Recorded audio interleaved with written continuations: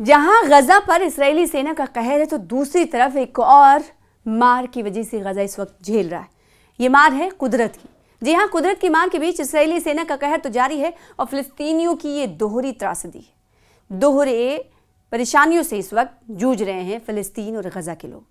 वो क्या परेशानी है, कुदरत की मार क्या है, आपको बताते हैं तफसील के साथ इस वीडियो के जरिए। आदाब, इस्तकबाल है आपका, सोशल मीडिया प्लेटफॉर्म देख रहे हैं आप, मैं हूं आपके साथ सना वारिस। गजा में भारी बारिश ने हालात को और ख़राब कर दिया है। सैकड़ों टेंट पानी में डूब गए हैं, जिससे माइग्रेंट्स लोग ठंड में फंसे हुए हैं। इस बीच इस्राएली सैन्य अभियानों और छापों ने फिलिस्तीनियों की मुश्किलों को और बढ़ा दिया है। इस वक्त गजा हेवी रेन क्राइसिस से जूझ रहा है। गजा पट्टी से लेकर वेस्ट बैंक में फिलिस्तीनियों के हालात तेज़ी से बिगड़ते जा रहे हैं। गजा के लोग अभी इस्राएली कत्लेआम से उबर भी नहीं पाए कि कुदरत ने भी मुंह मोड़ लिया है। इस वक्त गजा में भारी बारिश हो रही है, जिससे पहले से ही हालात और बिगड़ गए हैं। फिलिस्तीनियों के पास रहने के लिए घर तो नहीं और वो मूसलाधार बारिश में खुले आसमान के नीचे रहने को मजबूर है।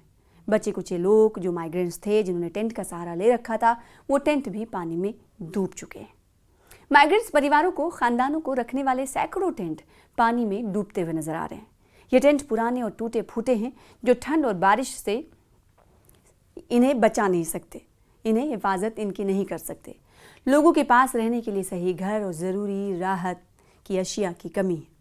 मकामी एहलकारों का कहना है कि हालात रोज़ाना बिगड़ रहे हैं। इंटरनेशनल तबके से मदद के लिए बार बार अपील की गई है, लेकिन अब तक कोई ठोस कदम नहीं उठाया गया है। और गजा पर नाकेबंदी की वजह से जो ज़रूरी अशिया है, इमदादी अशिया है, उसका पहुंचाना भी बहुत मुश्किल हो गया है। नाकेबंदी इतनी है कि सैकड़ों ट्रक्स अभी भी फंसे रह रहे हैं।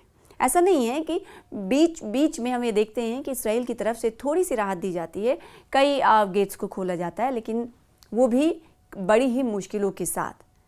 हमास के प्रवक्ता हाजिम कासिम ने कहा है कि इंटरनेशनल तबके, इंटरनेशनल समुदाय, सोसाइटी गजा को मौजूदा ह्यूमैनिटेरियन क्राइसिस से बचाने में पूरी तरह से नाकाम रहा है और उन्होंने संघर्ष विराम की गारंटी देने वाले ममालिक, अरब लीग और इस्लामिक सहयोग संगठन से फ़ौरन दखल देने की मांग की है।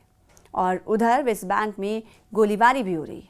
इस बीच वेस्ट बैंक में हालात भी कशीदा हैं। इस्राएली सेना ने कई इलाकों में बड़े पैमाने पर छापे मारे। सैनिकों ने सुबह सुबह नबलस, यरूशलेम और दूसरे शहरों में दाखिल होकर निवासियों में दहशत फैला दी। इन छापों के दौरान कई फ़िलिस्तीनियों को गिरफ्तार किया गया है, जिनमें एक जवान खातून और एक नौजवान शामिल है। गिरफ्तार किए गए लोगों में रफ़ा और यार अब्दाली और मैं हनफिया के अली अशामी शामिल है। वेस्ट बैंक में इस्राएली सैनिकों की तरफ से घिनौनी हरकतें भी की जा रही हैं। इसके अलावा इस्राएली अधिकारियों ने कई फ़िलिस्तीनी घरों को गिराने के नोटिस भी जारी किए। जो पूर्वी यरूशलेम है, वहाँ पर वेस्ट बैंक के कई इलाकों में जो मल्टी स्टोरेज बिल्डिंग्स हैं, उसे गिराने की चेतावनी दी गई, इंतबा दिया गया है। इससे दर्जनों परिवारों के बेघर होने का खतरा भी है। फ़िलिस्तीनी शहरी इन नोटिस की मुखालिफत कर रहे हैं, लेकिन घरों को गिराने का काम जारी है। साथ ही वेस्ट बैंक के एक इलाके में बसने वालों द्वारा हमले की खबरें भी हैं। बताया जा रहा है कि एक फ़िलिस्तीनी परिवार पर, ख़ानदान पर हमला किया गया, जिसमें ख़ानदान के 5 अरकान की मौत हो गई। इस वाक़े से इलाके में इस वक्त कशीदगी और नाराज़गी और बढ़ गई है।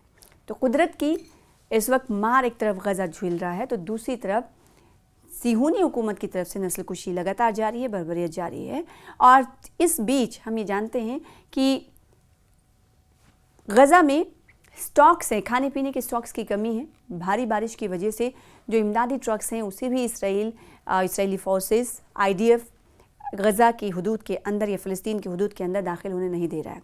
और दूसरी बात यहाँ पर यह भी काबिल ज़िक्र है कि जो दूसरा मरहला था पीस डील का, उस पर अमल दरामद किए जाने को लेकर भी पेशरफ्त हो रही है। इससे पहले हमने देखा था कि MIT के एक मेंबर से बातचीत की गई थी, उसमें कहा गया था कि हमास के एक लीडर ने बात की थी और ये बातचीत इसलिए की जा रही है ताकि जो दूसरा मरहला है पीस डील का, जिसे डोनाल्ड ट्रंप की तरफ से पेश किया गया था, हमास ने उस पर रजामंदी जाहिर की, इसराइल भी राज़ी है, लेकिन उसके बावजूद भी तकरीबन 1000 से ज़्यादा जंगबंदी नाफिज तो है, लेकिन जंगबंदी ज़मीन पर दिखती नहीं।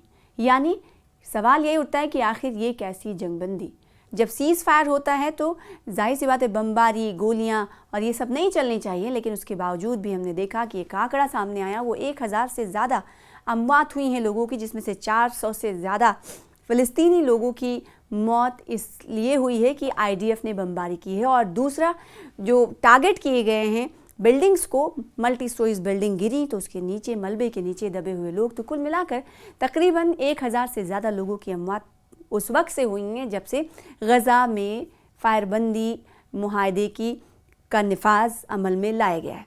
तो फिर सवाल उठता है कि आखिर ये कैसी फायरबंदी। जी हाँ, तो ये अमवात के आंकड़े दिखा रहे हैं कि इसराइल जो कहता है वो करता नहीं है। दूसरी तरफ हमास की तरफ से कहा जा रहा है कि दूसरा जो मरहला है पीस डील का, जो दूसरा बिंदु है, उस पर गौर ख़ौस करने से पहले हम बातचीत कई फ़रीक़ैन से हमने देखा करते हुए नज़र आ रहे हैं, लेकिन दूसरा जो बिंदु है यानी जो मुआहदे की जो दूसरी शर्त है वो कहीं ना कहीं बहुत टफ है, कठिन है। ये कहती है कि जो हमास है, हमास को हथियार डालना होगा, छोड़ना होगा। ऐसे में हमास ने कहा कि हमास ने बदले में इसराइल से ये कहा कि हम तो हथियार डालने के लिए तैयार हैं, लेकिन हमारी एक शर्त ये है कि इसराइल को कब्ज़ा छोड़ना होगा। उधर येलो लाइन भी काफ़ी चर्चा में रही है। येलो लाइन को पार करने के हवाले से आपने सुना होगा कि किसी फ़लस्तीनी की तरफ से येलो लाइन को पार किया जाता है, यह नया हुदूद बनाया गया है और जिसे अगर कोई पास कर लेता है, क्रॉस कर लेता है, तो वहीं पर आईडीएफ के सैनिक उस पर बमबारी करते हैं, गोलियों से उसे भून डालते हैं, हलाक कर देते हैं। तो एक तरफ हमास ये कह रहा है कि हम बातचीत करने की मेज़ पर हैं, दूसरी तरफ फायरबंदी मुआहदे की खिलाफ वर्जी लगातार इसराइल कर रहा है, तो हम कैसे उससे माने कि वो अपनी बातों पर जो 20 या 21 नुकाती जो पीस डील के खाके तैयार किए गए हैं उसका पहला मरहला ही पूरा हुआ है। पहला मरहला ये कहता था कि इसराइल के जो हॉस्टेजेस हैं यानी जो यरगमाल बनाए हुए लोग हैं, चाहे वो जिंदा या मुर्दा या उनके बाक़ियात को वापस किया जाएगा। तो एक एक करके हमास ने उन्हें वापस किया और दूसरे मुआहदे की तरफ बढ़ती हुई पेशरफ दिखाई दे रही है, लेकिन कुछ वाज़े इशारे अभी तक मिलते हुए नहीं दिखाई दे रहे हैं। यानी कहा जा सकता है कि कोई अहम पेशरफ इस वक्त दूसरे मुआहदे को लेकर, पीस डील के दूसरे मुआहदों को लेकर होती हुई दिखाई नहीं दे रही। अब सवाल ये उठता है कि क्या दूसरे मुआहदे, सवाल ये उठता है कि आखिर कब लागू होगा दूसरा मुआहदा गज़ा में, क्योंकि ये कहता है कि पूरी तरीके से हथियार से लैस हमास को हथियार छोड़ना होगा और दूसरी तरफ हमास ने शर्त रख दी है। अब देखना ये होगा कि इसराइल क्या इस शर्त को मानता है। और वहीं हम ये जान रहे हैं कि गज़ा में हालात अब से बद से बदतर होते हुए जा रहे हैं। एक तरफ जहां जो विस्थापित लोग हैं वो टेंटों का सहारा ले रहे हैं, वहाँ पर रहें क्योंकि उनकी बिल्डिंग्स को गिरा दिया गया है। अलग अलग वजूहात की वजह से उन्हें खाने पीने की अशिया नहीं मिल रही हैं और जो इमदादी संगठन है उनकी तरफ से, बाहरी ममालिक की तरफ से जो मदद किया जाता है, वो हमने देखा है कि कई जो रास्ते हैं उसे बंद कर रखा है, क्रॉसिंग्स को बंद कर रखा है, जिसकी वजह से इमदादी अशिया, ज़रूरी अशिया गज़ा के लोगों तक नहीं पहुंच पा रही। ऐसे में लोग भूख से तो परेशान हैं, लेकिन चौथी मार इस वक्त पड़ती हुई नज़र आ रही है कुदरत की। बारिश की वजह से जो टेंट में रहने पर माइग्रेंट्स मजबूर थे, वो कहीं ना कहीं टेंट ने भी साथ छोड़ दिया। तो मौजूदा जो स्थिति है गज़ा में फ़लस्तीनियों की इस वक्त नाकाबिले बयान है। आप तस्वीरों में देखकर नज़र लगा सकते हैं। आपको वो भी वक्त याद होगा कि भुखमरी की चपेट में गज़ा था, पूरी तरीके से माल न्यूट्रिशन के शिकार बच्चे थे। यहाँ पर खाने पीने की अशिया खुर्दनी की कमी थी। कई ममालिक की तरफ से इमदादी ट्रकों को रवाना तो किया जाता, लेकिन कई ट्रक लंबी लंबी कतारों में खड़े रहते और सीहूनी हुकूमत की तरफ से इन्हें गज़ा में अंदर दाखिल होने नहीं दिया जाता था। और एक पेशरफ्त और हुई थी कि पूरे वर्ल्ड के जो समाजी कारकुन थे और ये कहा जा सकता है जो ह्यूमैनिटेरियन ग्राउंड पर गज़ा की मदद करना चाहते थे, जो स्मूथ फ्लोटेला की शक्ल में बहरी जहाज़ में शामिल होकर गज़ा के मुहासरे को तोड़ना चाहते थे और साथ ही साथ गज़ा और फ़लस्तीनियों की मदद करना चाहते थे, उन कारकुनान के साथ भी धक्का मुक्की आईडीएफ ने की। उन्होंने अपनी आप बीती बताई और कई बार हमने देखा कि उन्होंने वीडियोज़ भी जारी किए। तो ऐसे में आप अंदाज़ा लगा सकते हैं कि इसराइल हठधर्मी का लगातार मुजाहरा करता रहा है और इसराइल की तरफ से ज़रा सी भी उसको ये पता नहीं, डर नहीं कि पूरे दुनिया में कहीं ना कहीं वो बेनकाब हो रहा है। यूएन जनरल असेंबली के यूएनजीए में हमने देखा था कि जब बेंजामिन नेतन्याहू की तरफ से तकरीर की शुरुआत की जानी थी तो हमने देखा था मंदुबीन की तरफ से वॉकआउट किया गया था और शोर और हूटिंग की गई थी। और ये इस कहीं ना कहीं उस वक्त देखा गया था कि बेंजामिन नेतन्याहू पानी पानी होते हुए नज़र आए। तो उसके बावजूद भी इसराइल की दिमाग ठिकाने नहीं आए हैं।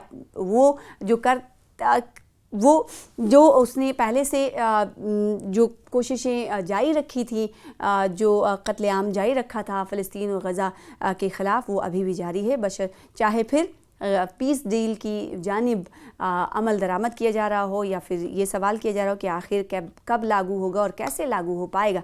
बड़ा सवाल ये भी है कि कब लागू होगा और क्या लागू हो पाएगा, ये भी है, क्योंकि हमास ने तो शर्त रख दी है। अब इसराइल के हवाले से देखना होगा और अब ये देखना होगा कि मीडिएशन के हवाले से दूसरे शर्त के मानने की शुरुआत से पहले देखना होगा कि स्टेक होल्डर्स कहाँ कहाँ मीटिंग्स करते हैं और कितने दौर की मीटिंग्स होती है, फिर उसके बाद इस पर चर्चा शुरू होती है। लेकिन इस वक्त गज़ा में हालात अबतर होते हुए दिखाई दे रहे हैं।